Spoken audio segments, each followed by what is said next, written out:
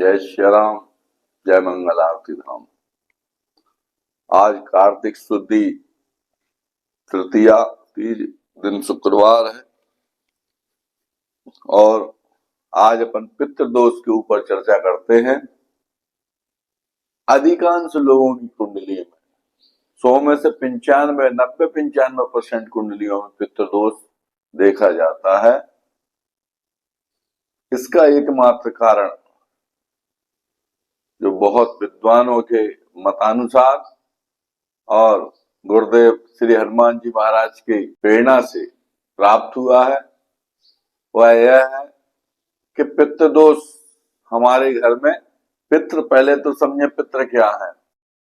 पिताजी, दादाजी, परदादी। पिताजी यदि जीवित हैं तो दादाजी, परदादा और वृद्ध परदादा, 3 पीढ़ी के पितर होते हैं। ऐसे ही महिलाओं में माताजी, दादी, परदादी। और यदि आप सोचिए कि यह जीवित होते, आपके दादाजी भी जीवित होते, परदादा वृद्ध परदादा तीनों जीवित होते और आपसे कहा जाता कि आप पैर छूइए, तो आप सबसे पहले किसके पैर छूते? सबसे पहले आप सबसे बड़े बुजुर्ग जो थे, परदादा के पिताजी, वृद्ध परदादा, उनके पैर छूते, फिर दादाजी के, फिर पिताजी के, यही क्रम चलता ना। तो ऐसे ही जब पंडित स्वस्ति वाचन बोलते हैं किसी भी आयोजन में, छोटे से छोटा हो या बड़े से बड़ा हो, स्वस्ति वाचन, भगवान का आह्वान, ये सब क्यों करा जाता है? ये स्वस्ति वाचन बोलते तो बोलते स्थान देवता, ग्राम देवता, कुल देवता, इष्ट देवता सबको आमंत्रित किया जाता है। चाहे सत्यनारायण की कथा हो, चाहे बड़े से बड़ा यज्ञ हो, चाहे श्रीमद् भागवत, कोई भी प्राण की कथा हो, तो उसमें जब स्वस्ति वाचन में ये चलता है स्थान देवता, ग्राम देवता, कुल देवता।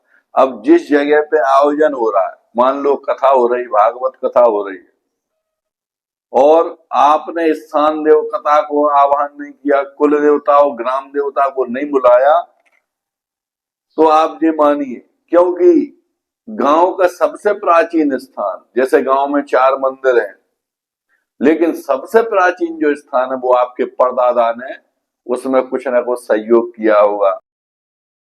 इसके बाद फिर सेकंड नंबर पर जो बना होगा मंदिर, उसमें आपके दादाजी ने सहयोग किया होगा। लेकिन दादाजी कहाँ जाते होंगे या परदादा जाते थे, उसी स्थान पर जरूर जाते होंगे। और पिताजी कहाँ जाते होंगे, दादा परदादा जहाँ जाते होंगे जरूर निश्चित जाते होंगे, कोई भी आयोजन बड़ा करेंगे तो ये मानव समाज का स्वभाव बनता जा रहा है कि कोई भी नया स्थान बना, नया मंदिर बना, वहां तो भीड़ लगती है। वो पुराने स्थान जो है, जो आपके दादा परदादा वृद्ध परदादा ने, सबसे प्राचीन गांव का स्थान होता है, उसको ग्राम देवता का मंदिर बोला जाता है। वो किसी भी देवी देवता का हो, लेकिन उसका नाम होता है ग्राम देवी देवता का। और आपने कोई बड़े आयोजन में यदि ग्राम देवता को आमंत्रित नहीं किया तो आप उसमें कितना ही बड़ा आयोजन कर लो, कितना ही बड़ा यज्ञ कर लो, उसमें भगवान का पहुंचना असंभव है। क्योंकि गांव का मुखिया, घर का मुखिया ही जब आपके कार्यक्रम में नहीं आएगा तो फिर दूसरे भगवान का आना तो असंभव है। बस मजा आ जाएगा आपको कार्यक्रम करने के बाद कि हाँ, कार्यक्रम में खूब भीड़ हो गई, खूब मजा आ गया। मजा तो ले सकते हो, लेकिन उस आपने जो पैसा जिस उद्देश्य से खर्च किया है उसका कोई मतलब नहीं है। और वह कथा या वह यज्ञ जो है व्यक्ति के जीवन में उद्धार करने वाला नहीं होगा। इसलिए कोई भी बड़े से बड़ा आयोजन करें, जहां भी हो, वहां पर अपना देखें जिस जगह हो रहा उस बस्ती का सबसे प्राचीन स्थान कौन सा है, सबसे पहले वहां एक नरियल रख के उनको आमंत्रित किया जाए कि प्रभु हम ये बड़ा आयोजन, आप ज्यादा भीड़ नहीं जा सकते तो उस कार्यक्रम के जो मुखिया हैं, 1-2 लोग, 3 लोग, वो जाकर के, आज तो वाहनों की भी सुविधा है, और वहां पहुंच करके उनको एक नदियल रख करके भगवान में इतना बड़ा आयोजन कर रहे हैं। इस आयोजन में पहला निमंत्रण ग्राम देवता आपको दिया जा रहा है, आप जरूर पधारियो। इसके बाद फिर आपको जो भी कार्यक्रम की रूपरेखा करना है तो फिर आप कहीं से भी कर सकते हो। लेकिन ये सबसे बड़ी त्रुटि है और ये सबसे बड़ा पितृदोष का कारण है। इसी से क्योंकि आपके परदादा की आप जो मंदिर बनाया उसमें घूमे, उनमें ऊर्जा है। आपके दादा आए, उनकी ऊर्जा है।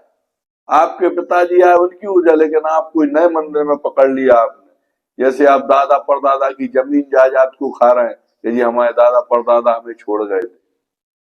कहते हैं या ये पुराना हमारे दादाजी के हाथ का मकान है, उसको अब आप तोड़ते हो तो उनका भी आह्वान करते हो, पूजन करते हो कि मेरे दादा ने बनवाया था, इसको नए ढंग से बनवाना है।